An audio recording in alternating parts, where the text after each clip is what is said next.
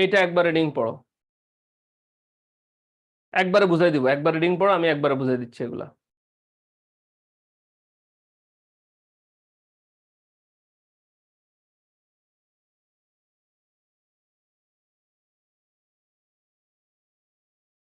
একবার রিডিং পড়ো, বাকিগুলো আমি বুঝাই দিচ্ছি, বলে দিব এখান থেকে কি আসবে।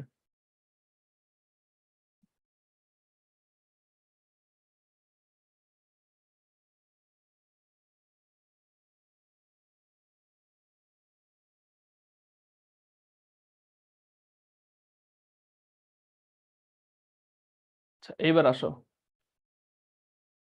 প্রথমে খাতায় লেখো,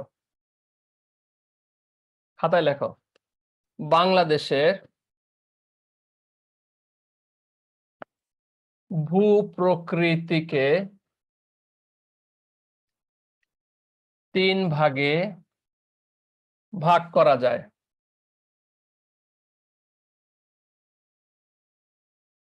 ক নাম্বার লেখো, পাহাড়ি এলাকা। খ নাম্বার লেখো, সোপান অঞ্চল। সোপান অঞ্চল বলতে গাজীপুর, ঠাকুরগাঁও, ওই মধুপুরগড়, এই অঞ্চলগুলোকে বোঝায়। গ নাম্বার হচ্ছে প্লাবন সমভূমি, যেখানে বন্যা হয় বেশি, প্লাবন সমভূমি। আর পাহাড়ি এলাকা তো তোমরা বুঝছো।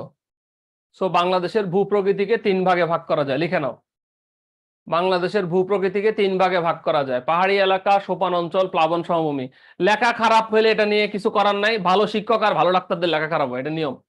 বুঝতে পারছো? না বুঝলে প্রশ্ন করবা। তোমাদের ভাবিরে একবার, এক ডাক্তার, আমি সকল ডাক্তারকে সম্মান করি, এক ডাক্তার একবার ওষুধ দিছে, বউরে নিয়ে গেছি ডাক্তারের কাছে, ডাক্তারে এমন এক ওষুধ দিছে, আমি ওইটা লইয়া আসিল লাস্ট রুগী, সকল ঢাকা শহরের আমি ধরো ডিসপেন্সারিতে গেছি, কেউ বুঝতে পারে নাই যে এটা কি লিখছে।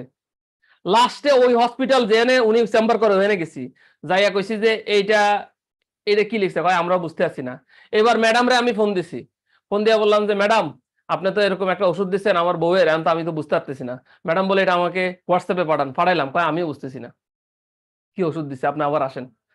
আমি আমার বউরে বাসায় এসে কইছি এই ডাক্তার করতে বের করছো, অনলাইন থেকে। আমি আল্লাহর রাস্তার অনলাইনে বিশ্বাস করো না, ঠিক আছে, অনলাইনে বিশ্বাস করে না। মানে এই এক অবস্থা, পুরো 2.5 ঘন্টা ধরে আমি খালি ওষুধই করছি, ঠিক আছে। যাই হোক, ওই ডাক্তার হয়তো আমার মতো লেখা খারাপ, কি আর করার।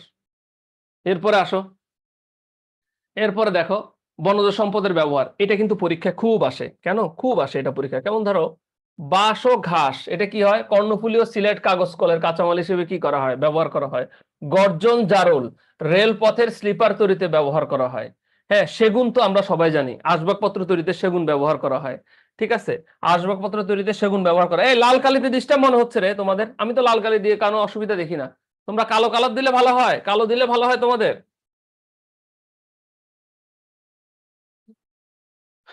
আচ্ছা, তারপরে শাল গাছ দিয়ে বৈদ্যুতিক খুঁটি, বৈদ্যুতিক খুঁটি যেটা সেটা শাল গাছ দিয়ে করা হয়, বৈদ্যুতিক খুঁটি যেটা সেটা শাল গাছ দিয়ে করা হয়, বৈদ্যুতিক খুঁটি, ঠিক আছে।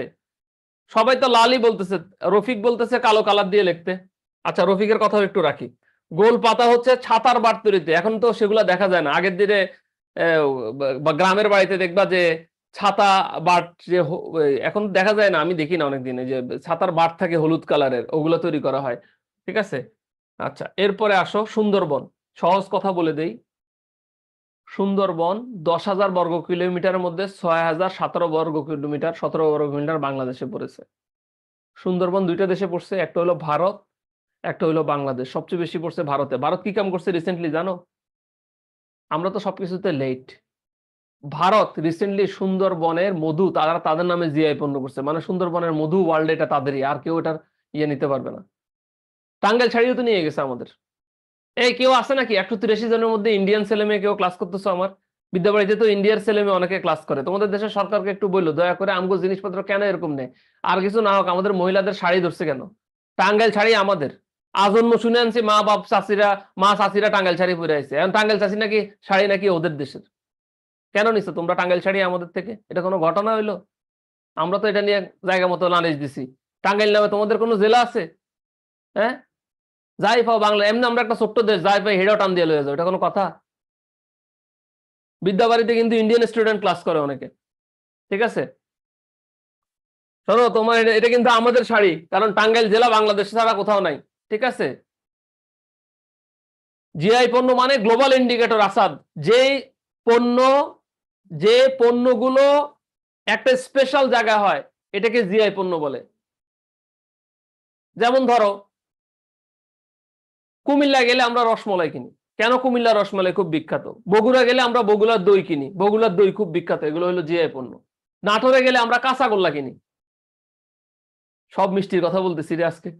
আচ্ছা, ঠিক আছে, ওকে। সুন্দরবনে রয়্যাল বেঙ্গল টাইগার পাওয়া যায়, এটা জানো তো?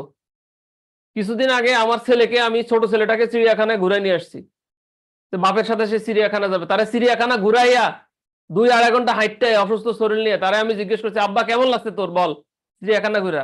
কয় আব্বা সব ভালো লাগছে, শুধু গরু আর ছাগলই দেখতে পারলাম না। আমি কই আহারে, আমার 2-2.5 ঘন্টা মাটি হয়ে গেল। পুরা 2.5 ঘন্টা হাইটটা তোরলে আমি, তুই লাস্টে এখন গরু ছাগলই দেখাস নাই। পরে ঢাকাতে আমি ওরে গরু ছাগল যে এনে থাকে, এনে যে গরু ছাগল দেখাইছি, তাও আমার পোলার মনের আশা পূরণ করছি আমি। ঠিক আছে, কি একটা অবস্থা পোলা হয়। আমগো যুগে আমরা কুত্তা গরু ছাগল দেখে কোনদিন চিন্তাই করতাম না, আর এনকার পোলা হয় গরু ছাগল কত বড় মনে করে। আচ্ছা, বাংলাদেশের 5টা জেলায়, বাংলাদেশের 5টা জেলায় তোমার হচ্ছে সুন্দরবন পড়েছে, 5টা জেলায়। ক্লিয়ার কিনা? এখন একটা ইম্পর্টেন্ট জিনিস খাতায় লেখো, সবচেয়ে বেশি বনভূমি রয়েছে চট্টগ্রাম বিভাগে। সবচেয়ে বেশি বনভূমি রয়েছে চট্টগ্রাম বিভাগে। সবচেয়ে বেশি বনভূমি রয়েছে চট্টগ্রাম বিভাগে।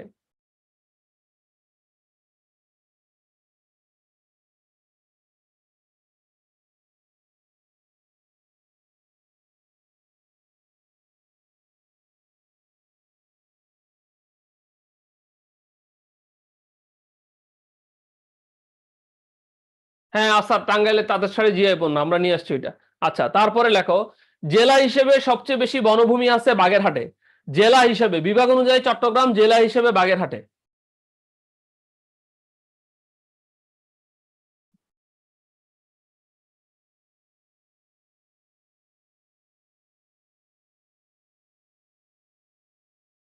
বাংলাদেশের প্রধান খনিজ সম্পদ প্রাকৃতিক গ্যাস, এটা মোটামুটি আমরা সবাই জানি। আমি বলে দিই, এটা সর্ববৃহৎ গ্যাস ক্ষেত্র আমাদের তিতাস গ্যাস ক্ষেত্র। সর্ববৃহৎ গ্যাস ক্ষেত্র কোনটা? তিতাস গ্যাস ক্ষেত্র। কি অবস্থা ভাইজান, কেমন আছেন? বাংলাদেশের খনিজ সম্পদে আসো। 1910 সালে সর্বপ্রথম আমাদের খনিজ তেল গ্যাস অনুসন্ধান করা শুরু হয় কোথায়? চট্টগ্রামে। চট্টগ্রামে সর্বপ্রথম 1910 সালে তেল গ্যাস অনুসন্ধান করা শুরু হয়। 1955 সালে এসে সর্বপ্রথম কি পাওয়া যায়? তেল পাওয়া যায়। আপনারা ক্লাস শেষ করে ফেলেছেন, আমি এনে চালাইতেছি। 1910 সালে সর্বপ্রথম তেল গ্যাস অনুসন্ধান করা শুরু হয়। 1955 সালে সিলেটের হরিপুরে সর্বপ্রথম গ্যাস পাওয়া যায়। তার ঠিক 2 বছর পরে 1957 সালে গ্যাস উত্তোলন করা শুরু হয়। আচ্ছা, তোমরা মহিলারা যে রান্না করতে যাও, রান্না করতে গিয়ে গ্যাসের চুলা জ্বালায় রাখো কেন? ঘটনা কি? কারণ দেশের 25% গ্যাস নষ্ট হয় গ্যাসের চুলা জ্বালা রাখার জন্য। এই জন্য পুরুষ মানুষের এখন বেশি করে সিলিন্ডার কিনতে হইতেছে। টাকা তো যাইতে যাইতে পকেট থেকে শেষ। কারণ 100%-এর মধ্যে 25% গ্যাসের চুলা জ্বালায় রাখার জন্য নষ্ট হয়। আমার আম্মারা সারাটা জীবন আমি বললাম, আম্মা গ্যাসের চুলা বন্ধ করো। আম্মা কয়, এই জানোস না এরা আরেকটা রান্না বয়ামু, জীবনটা গেছে তো ওগুলো রান্না করতে করতে। কিছু করে না, এরা কি করবো, আম্মার লাগে ঝগড়া করবো। ঠিক আছে, এখন 25% গ্যাস নষ্ট হয় গ্যাসের চুলা জ্বালায় রাখার জন্য।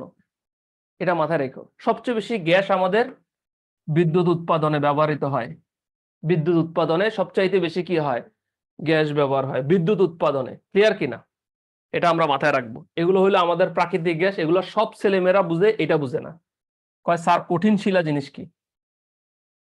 এটা এক প্রকার পদার্থ। এটা তোমার ধরো হচ্ছে বিভিন্ন ম্যাটেরিয়াল তৈরিতে ব্যবহার করা হয়। খুব সহজ দুইটা জিনিস বলি, রেলের স্লিপারের মধ্যে মাঝে মাঝে ব্যবহার করা হয়, এবং মাঝে মাঝে আবাসন তৈরিতে ব্যবহার করা হয়, যাতে শক্ত হয়, পাকাপোক্ত হয়, এজন্য কঠিন শিলা ব্যবহার করা হয়। এছাড়া পৃথিবীতে আরো অনেক কাজে কঠিন শিলা ব্যবহার করা হয়।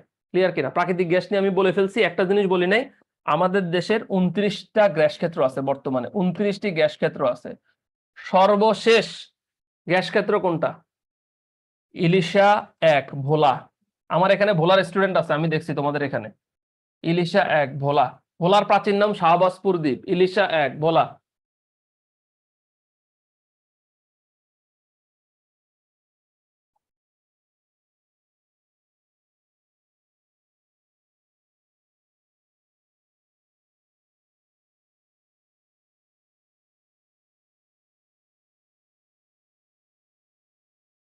ঠিক আছে, গ্যাস ক্ষেত্র 28টা হবে না রে বাপ, এটা 29টা হবে, 29টি হবে।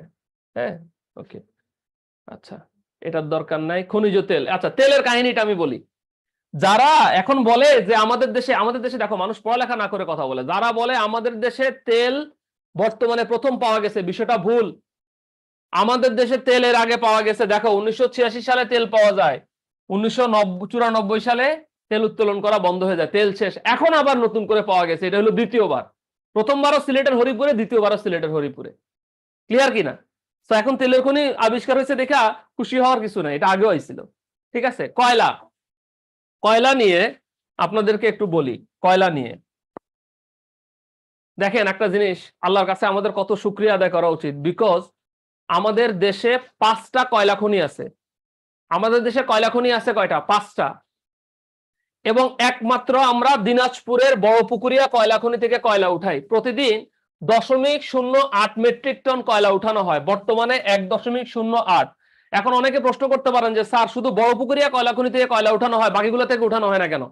দেখেন, আগামী 500 বছর লাগবে শুধু বড়পুকুরিয়া কয়লা খনির কয়লা শেষ হইতে, 500 ইয়ার্স। চিন্তা করতে পারেন, 500 বছর লাগবে শুধুমাত্র বড়পুকুরিয়ার কয়লা খনির কয়লা শেষ হইতে, যদি এখনকার অনুপাতে উঠাতে চায়। তাহলে আপনি চিন্তা করে দেখেন যে বাকি যে কয়লাগুলো আছে, কয়লা খনিগুলা, ওগুলো আমি হিসাব করে দেখছি, সব 3000 বছরের কয়লা আমাদের দেশে মজুদ আছে। সুবহানাল্লাহ বলবেন না একবার? আল্লাহ পাকের কত মানে কত রহমত আমাদের জন্য, একটা গরিব দেশের জন্য, যে আগামী মিনিমাম 3000 বছরের কয়লা আমাদের দেশে কি আছে, মজুদ আছে। এখন কালকে আমার এক স্টুডেন্ট এটা বলার পরে বলে কি, স্যার আমি অনেক বেশি দাম দিয়া কয়লা কিনতে আসি বাজারে। আমি কয়লা কিনতে গেছো কেন? বারবিকিউ করবো। আমি তোমার কি কইছে বারবিকিউ করতে? স্যার বউর ইচ্ছে হয়েছে বারবিকিউ করবো। আমি আচ্ছা তাহলে এই জায়গায় কিছু বলার নাই, খুবই ভালো কথা। তো এখন তুমি স্যার আমার একটু দিনাজপুরে বড় পুকুরে, আমি এখানে মুরগি আর মুরগি থাকতো না, মুরগি আরো ডেঞ্জারাস হয়ে যাবো। কেন? এই কয়লা, দিনাজপুরে বড় পুকুরিয়া কয়লা বা মাটির নিচে যেগুলো আছে, এই কয়লাগুলো এত খুব দ্রুত হিট হয়ে যায়, খুব দ্রুত। এগুলো ফ্যাক্টরিতে ব্যবহার করা হয়, বিদ্যুৎ উৎপাদনে ব্যবহার করা হয়, খুব দ্রুত হিট হয় এগুলা। আমাদের নরমাল যে মুরগি আছে এগুলো সব একবারে পুরার উপরে যদি কিছু থাকে মুহূর্তের মধ্যে উঠে যাবে। ঠিক আছে, এই জন্য আমরা যে কয়লা ব্যবহার করি এগুলো হলো তোমার গাছ যে পোড়া টোড়া গেলে যে কয়লা আছে ওই কয়লা আমরা ব্যবহার করি। কঠিন শিলা একবার পড়ে নাও, ক্লিয়ার কিনা? ওকে। চুনা পাথর, এই মজার ঘটনা বলি, চুনা পাথর জাফলং এগুলাতে পাওয়া যায়। চুনা পাথর আর চীনামাটি যে দেশে আছে সেই দেশ নাকি সমুদ্র থেকে হয়, এজন্য আমাদের দেশকে বদ্বীপ বলে। যে সমস্ত দেশ সমুদ্র থেকে সৃষ্টি হয় তাদেরকে বদ্বীপ বলে। হ্যাঁ, এখন কেন বলে? ভূগোলবিদরা বলে যদি কোনো দেশে আপনি চুনা পাথর পান, কোনো দেশে যদি আপনি চীনা মাটি পান, তাহলে সেই দেশটা কোত্থেকে হয়? সমুদ্র থেকে হয়। ঠিক আছে, ইউরেনিয়াম, আমারে ছোটবেলায় স্যারে বলছিল, এই শোন, সোডিয়াম, পটাশিয়াম, ক্যালসিয়াম, ম্যাগনেসিয়াম যেগুলোর শেষে আম পাবি, এগুলো সব হলো ধাতু। তার মানে ইউরেনিয়াম একটা কিসের নাম? ধাতুর নাম, শেষে আম আছে। হ্যাঁ, ইউরেনিয়াম হচ্ছে মৌলভীবাজার জেলার কুলাউড়া পাহাড়ে পাওয়া যায়। মৌলভীবাজার জেলার কুলাউড়া পাহাড়ে ইউরেনিয়াম পারমাণবিক বিদ্যুৎ ক্ষেত্রে ব্যবহৃত হয়, পারমাণবিক ক্ষেত্রে ব্যবহৃত হয়। কক্সবাজার গেছো না, কুতুবদিয়া, টেকনাফ গেছো না, বালিগুলা দেখবা চিক চিক চিক চিক চিক চিক করে বালু, সূর্যের আলো পড়লে। এই বালুগুলা হাতে নিয়ে এভাবে করে ফেলবা। বালুগুলা যদি হাতে নিয়ে এভাবে ফেলো, দেখবা যে খুব দ্রুত পড়ে যায়, হাতে পরিষ্কার হয়ে যায়, একেবারে চিকচিক করে। দিনের বেলা দেখবা গরম, খালি পা দেওয়া যায় না, আর রাত হইলে দেখবা ঠান্ডা হয়ে যায় বালুগুলা। মাগরিবের নামাজের সময় দেখবা তাপ আস্তে আস্তে বালু কমতে থাকে। এই বালুগুলোকে তেজস্ক্রিয় বালু বলে। এই বালুগুলোকে কি বলে? তেজস্ক্রিয় বালু বলে। ঠিক আছে, ওকে। এই ছিল মোটামুটি আমাদের আজকের মোটামুটি যা বিষয় ছিল। কেমন লাগছে ক্লাস বলো?